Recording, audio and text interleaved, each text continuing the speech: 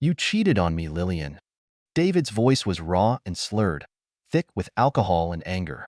You. How could you? I hate you. You probably slept with all my friends too, didn't you? He screamed, his words vicious, hitting like blows as he staggered around the room, his rage fueling his every move. Lillian stood there, trying her hardest to keep calm despite the storm raging inside her. She took a step toward him, speaking softly. David, you need to lie down. You're drunk. Talking right now won't help anything. But he smacked her hand away like it burned him. No, I need to know everything. Actually, no, I don't want to know. I can't hear it. I trusted you. I loved you. And you stabbed me in the back. His voice cracked with pain as he stumbled, barely keeping his balance. Lillian's heart ached, but she held her ground. She stepped closer again, reaching out to him. David, let's talk tomorrow. You need to sleep. He shoved her away, his eyes full of disgust and hurt. Don't touch me. You disgust me. I can't stand the sight of you. His voice was filled with rage, but underneath, there was nothing but sadness and betrayal. After what felt like hours of pleading, Lillian finally managed to get David to collapse onto the bed. Within minutes, his breathing steadied, and he fell asleep, leaving her alone with the crushing weight of her thoughts. Morning would bring more of the same. Apologies, promises to forgive, tears. And every night, it would all unravel again as he drowned his pain in alcohol. This had been the routine for 2 weeks, ever since David found out about her affair. Lillian would sit there, watching him, wondering if she'd make the same choices knowing how it would end. And each time, she realized the answer was yes, she'd do it all the same. Lillian and David had known each other their entire lives. They were the same age, went to the same school, grew up in the same circle of friends. Over time, their teenage friendship turned into something deeper, blossoming into love, then into a relationship that eventually led them to the altar. Their relationship had always been shockingly smooth. No major fights, no meddling relatives, no jealous friends trying to tear them apart. It was all just steady, like a quiet river flowing through the plains. Lillian often thought back to their younger years. David had been her best friend. He was always there for her, always ready to listen and offer solid advice. She remembered the time when he snuck into the hospital to visit her after her appendix surgery, climbing up the fire escape just because she was lonely. Of course, he got caught right away, and his parents took him home, but the gesture meant everything. It was after that they officially became a couple. Their relationship continued to be calm and steady. While their friends fought, broke up, got back together, Lillian and David remained solid. When weddings started happening all around them, they decided it was time to make a change too. So they moved in together. 2 years later, they got married, and 3 years after that, they had a daughter.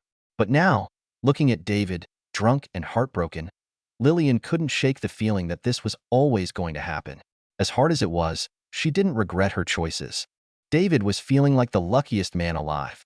He watched how his friends lived, always complaining about their wives or arguing about the dumbest things. And every time another friend shared their family drama, David would silently thank his lucky stars for having someone like Lillian. She was perfect in every way, loyal, caring, and full of love. He trusted her completely, even though she had plenty of guy friends. That never bothered him. After all, she always came home to him, spent weekends with him and their daughter. But that blissful ignorance didn't last forever. A year and a half after their daughter was born, David's world came crashing down when he found out his ideal wife had been unfaithful. His heart shattered into pieces he wasn't sure could ever be put back together. It wasn't just David's life that had changed. Lillian's life had turned upside down too. After the baby was born, her days became a monotonous cycle of the same thing, over and over again. She felt trapped, suffocated. David tried to help, but with his job keeping him out most of the day, she was stuck at home alone with their daughter, with no one to talk to. She began feeling like she was losing herself, going mad. Even though she loved her child dearly, she couldn't shake the sense that her life had stalled. How did I get here? She'd ask herself, but the answers never came. It only got worse. She started feeling jealous of her own husband. He was spending more time with their daughter, leaving Lillian feeling like a third wheel in her own family. She felt out of place, sidelined. She never used to be so emotional, but lately, she was a storm of feelings. Her husband, as always, was calm and patient. He never pushed her, never started fights, but his serenity only frustrated her more. It felt like he had built a wall between them, keeping himself and their daughter safe from the hurricane of emotions swirling inside her. One day at the park, she met Jacob, a young father who was also out with his kid. What started as a simple chat about their children soon evolved into deep conversations about life. Jacob's wife had a high-powered career and couldn't take time off for maternity leave, so he'd been the one to stay home. But it had taken a toll on their marriage, and now he was going through a divorce. Lillian and Jacob clicked instantly. They understood each other in ways no one else could. With him, she didn't have to talk about baby stuff. They could talk for hours about anything: life, work, music. It was like rediscovering a part of herself that she thought had vanished. "Man, I don't even know how I'm supposed to go back to work," Jacob had said, laughing. "After 2 years at home with the kid, I feel like a zombie. I opened my college notes the other day and couldn't remember what an electrolyte was. How am I gonna function at work now?" Lillian smiled, nodding in agreement. "I get it. Sometimes, I have to ask my husband to repeat stuff about his job multiple times. We used to study the same things, but now I feel like a complete idiot." Spending time with Jacob became her escape. Every time she returned home after one of their meetings, she felt a little more alive, a little more free. But with that freedom came guilt. Guilt for her husband, her daughter, and herself. Lillian and her husband had been together for 15 years, side by side, sharing everything, from their time in college to working together before the baby came. It felt like they were inseparable, always in sync, breathing the same air. But lately, something had started to shift inside her. She couldn't put her finger on it, but she felt different. It all started to change when she met Jacob during one of her walks with their daughter at the park. "We went to the same university, same major," Lillian told Jacob, a tinge of exhaustion in her voice. "Worked together too, right up until I took maternity leave. We've been together for 15 years, and sometimes I feel like I've lost myself. That's wild." "It's so different with me and my wife," Jacob replied, his voice tinged with regret. "She's in PR. She can sell anything. And I'm a chemist. We used to be happy, once." Lillian nodded, understanding that feeling all too well.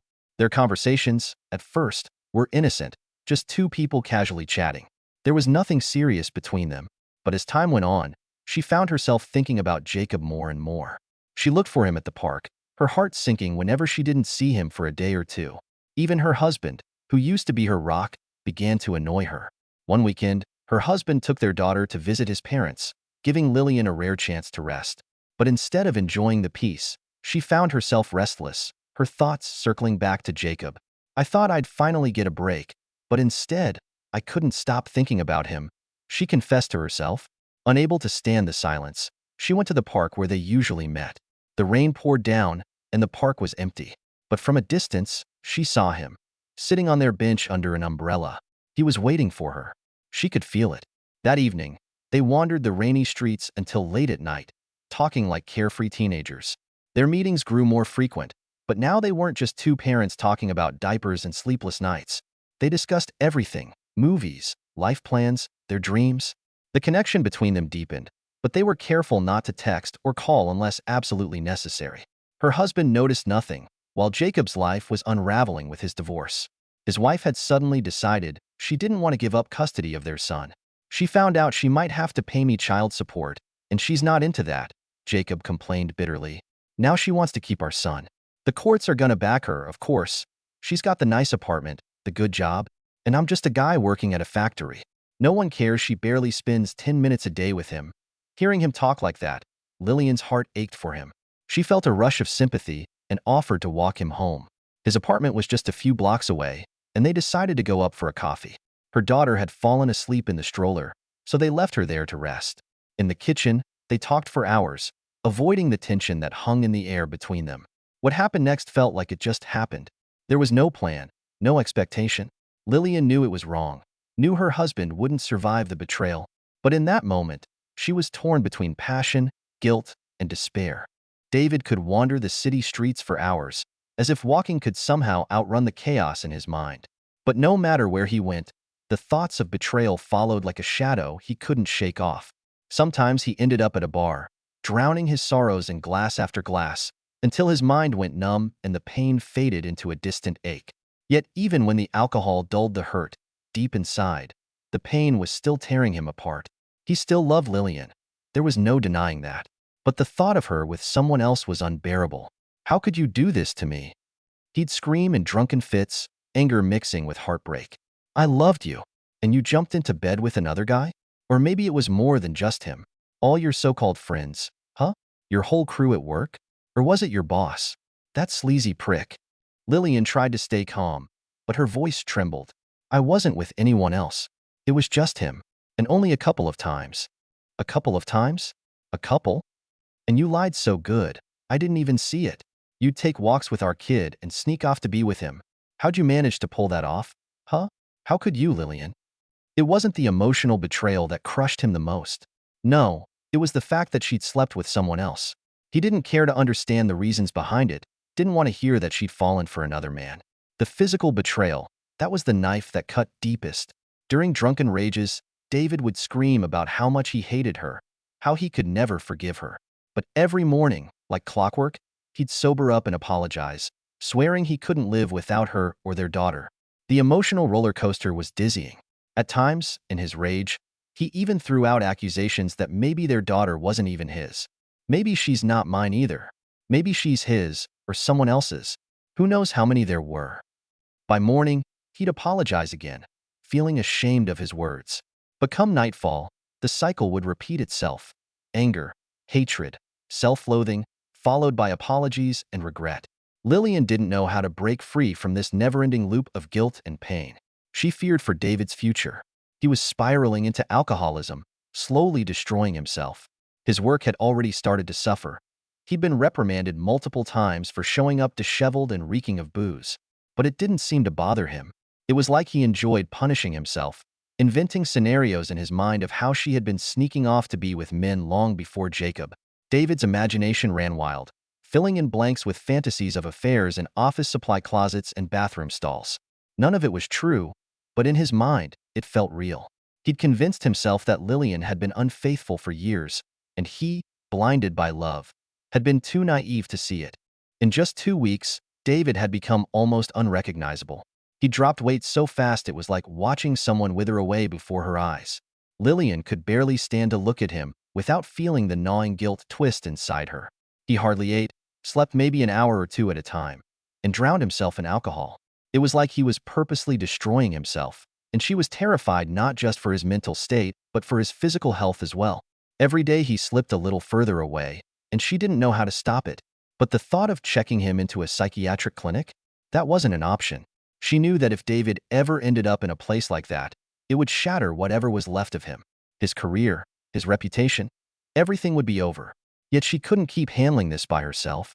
Desperate, she called his parents more than once, begging for help. She was ready to take any insults or blame they threw her way if it meant they'd intervene. But they didn't lash out at her. They'd known her for over 20 years, 15 of those as their daughter-in-law, and they just couldn't bring themselves to hate her. It seemed like they even understood her, in a way, but they couldn't help. David wouldn't listen to anyone, not even them. The idea of sending him to a psych ward was completely out of the question for his parents. They were determined to find another way. Meanwhile, David was getting worse.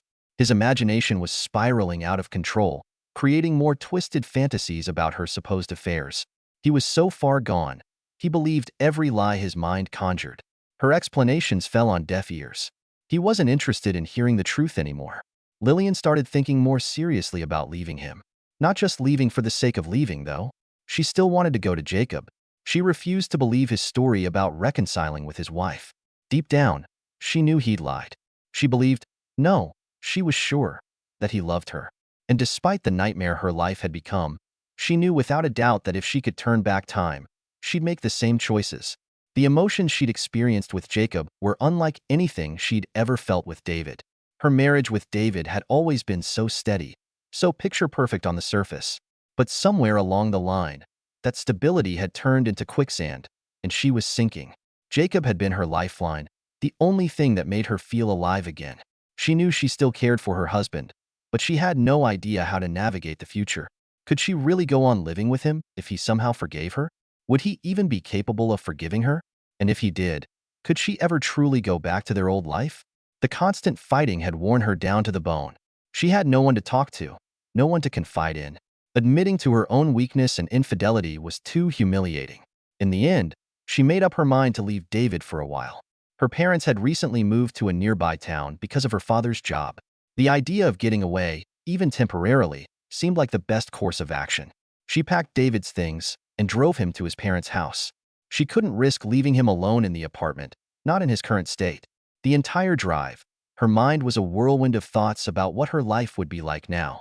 Divorce felt too final, too irreversible, like cutting the last thread that held their marriage together. But living in this constant cycle of misery wasn't an option either. She desperately wanted someone to give her advice, but she had no idea who she could turn to.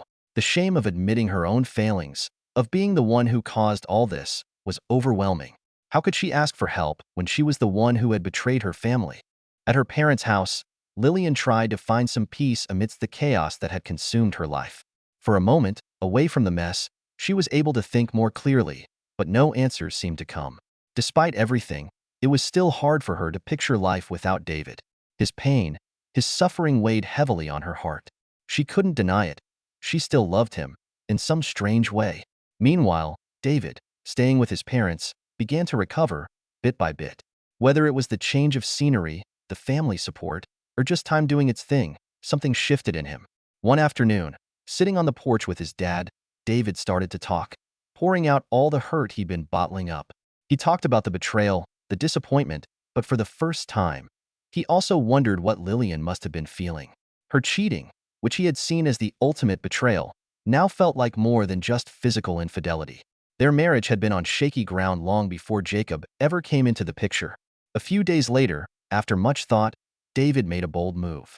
He called Lillian and asked to meet up. Her heart skipped a beat, but she agreed. Their conversation was painful, raw. David was still angry, still hurting. But this time he wasn't yelling or blaming her. He started talking about how their marriage had fallen apart long before either of them admitted it. Lillian, for the first time, opened up about how lost and lonely she had felt. She admitted that she had turned to Jacob not out of passion, but because she had felt abandoned. This talk became a turning point for both of them. They realized they had two choices: either walk away forever or try to rebuild something from the ashes. It wasn't about clinging to the past or who they used to be. It was about trying to build something new. They both acknowledged their mistakes, their fears, and the ways they had failed each other. After long discussions, tears, and hard conversations, they decided to give it another shot. Not for what they used to have, but for the chance to create something better. They knew it wasn't going to be easy, but this time, they were ready. Lillian and David started going to couples therapy.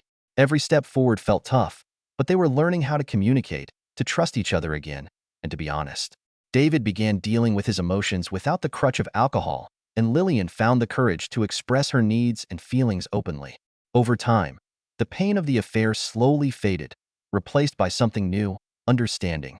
They realized that marriage wasn't just about happiness, but about hard work. They faced the truth that crises are inevitable, but if both people are willing to fight for it, they can come out stronger on the other side. Despite the struggles, they found a new sense of purpose in their relationship. Their future wasn't going to be perfect, but they both knew they were entering a new chapter, one that was more real, mature, and deeper than what they had before.